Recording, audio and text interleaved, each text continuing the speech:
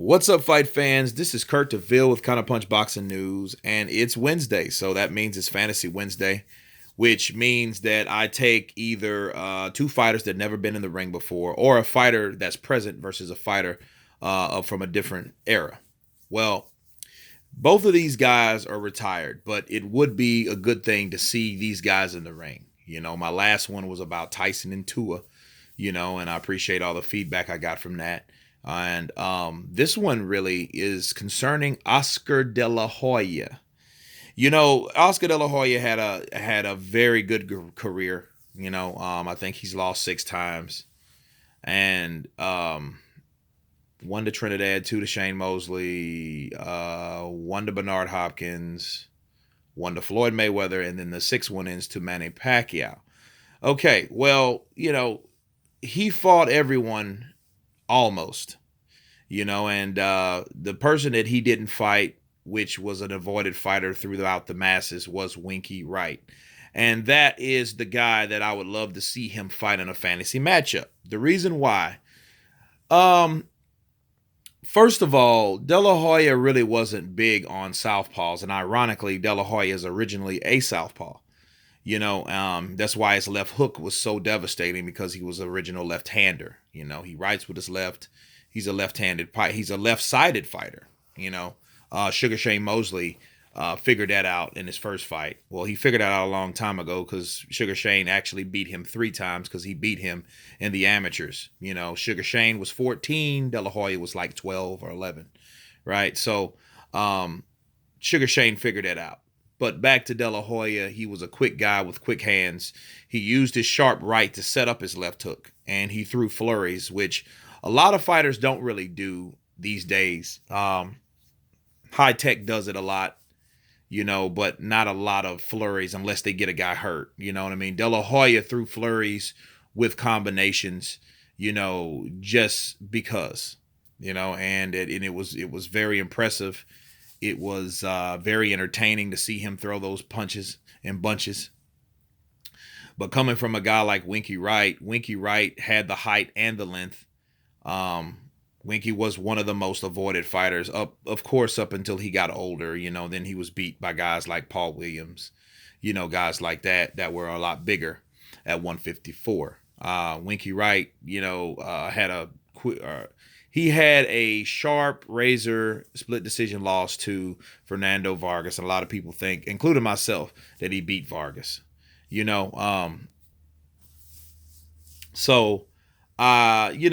then he just had a peppering jab in his style. He was a great defensive fighter. He had his mitts up and he blocked a lot of punches. It's kind of similar to the Cuban style, like a Islandi Lara-ish kind of way, where he just puts his mitts up to avoid punches, and he didn't really take a lot of punishment, but the guy, look what he did to Trinidad, the same guy that gave De La Hoya his first loss.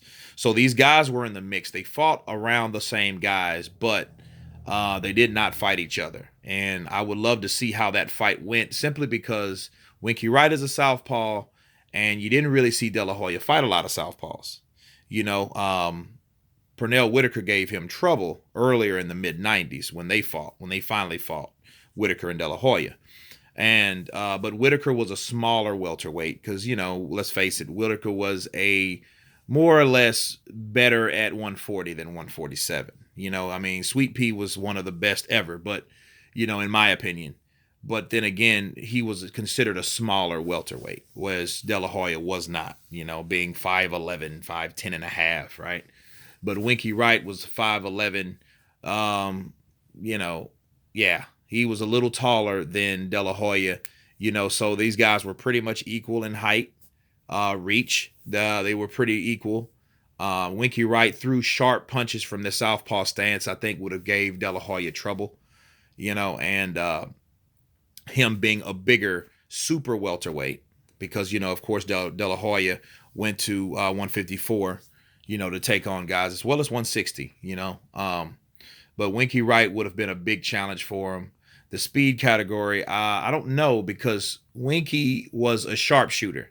He didn't throw punches with a lot of power on him. if you notice, he used his mitts to cover his face for protection because he was a defensive minded guy. But his offense, normally he had a great popping jab.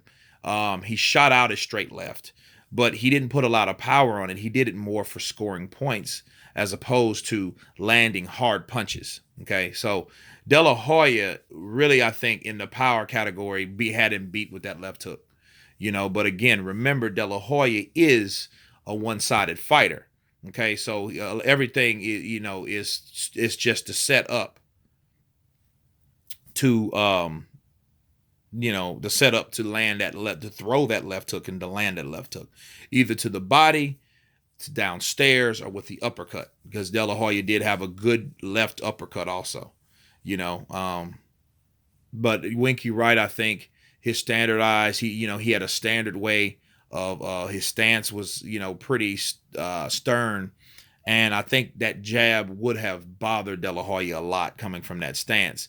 Because if you guys can remember, when De La Hoya went up to 160, or that division, around that division, because he normally fought at a catch weight, like 157, 158, like he did with Hopkins.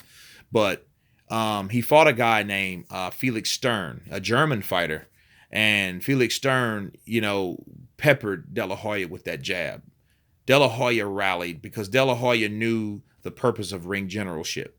He knew, okay, let me throw bunches, let me throw these flurries to get the crowd behind me, to make this fight exciting, to try to get Felix Stern to open up also. And Felix Stern really was more poised, and he controlled himself and paced himself and not allowed De La Hoya to get in his defenses. So that's a good person to look for an example for what Winkie Wright would do coming from the southpaw, because he has a similar stance like Stern. He shoots out the jab and then he shoots that left hand. Very seldom you'll see Winkie Wright. He will throw a right hook in there, maybe an uppercut, but that's, but mostly he's more poised than I think Stern was. So I see De La Hoya. If De La Hoya couldn't hurt Winkie, because I don't see him making Winkie open up. And then I think that would be the whole scenario of that fight. Okay. With De La Hoya's style, because De La Hoya throws flurries to get you to open up, and that's what he does. He peppers you with a jab. And remember, De La Hoya has his own jab, and it's a power jab because, of course, he's left-handed. So that jab hurts you more than most. I remember De La Hoya hitting Obakar with a jab, and Felix Trinidad, but hitting Obakar and making Obakar, he hurt Obakar with a punch, a jab. So yeah, De La Hoya has his own jab. So, it would be a jabbing contest, but I think Winkie Wright, being taller, just a bit taller, would be able to would be able to touch De La Hoya when De La Hoya would be unable to touch him. And I think it would go down to tooth and nail, because De La Hoya would get in the 4th or 5th rounds, because I don't see a knockout. I see a 12-round decision. And I see De La Hoya flurrying, trying to work the body to make something happen. Fernando Vargas had to do the same thing before Fernando's first loss to Felix Trinidad. Okay, I think that was his 18th fight when he fought Winkie Wright. And Winkie showed him what a true boxer is, a pure, true, poised boxer, and Fernando learned that lesson. Fernando fought through it. I mean, that, you got to give him credit, because he busted Fernando up. It's just Fernando was a hard punching, heavy, or super welterweight, right? And that was the only thing that I think that kept Winkie from just totally dismantling Fernando like he did Felix Trinidad. And Felix Trinidad is not a volume puncher. So if Trinidad can't hit you, ask Bernard Hopkins this, it's over. But De La Hoya has a way, just like Fernando Vargas, these guys, they flurry to try to open up, and then a lot of open up the other fighter. But a lot of these times, they don't get the full extent of the punches. But throwing punches like that repeatedly will do certain damage to Winkie Wright. Because if you look at the Fernando Vargas fight, Fernando did have Winkie Wright swelling, but you also got to take in the fact that Winkie is a fair-skinned guy. So, more than likely, the way his skin texture is and the color of it, he swells easy. So, but nonetheless, I don't see De La Hoya punching as hard as Fernando Vargas, especially with the right, and the right hand would play a huge factor in fighting a southpaw.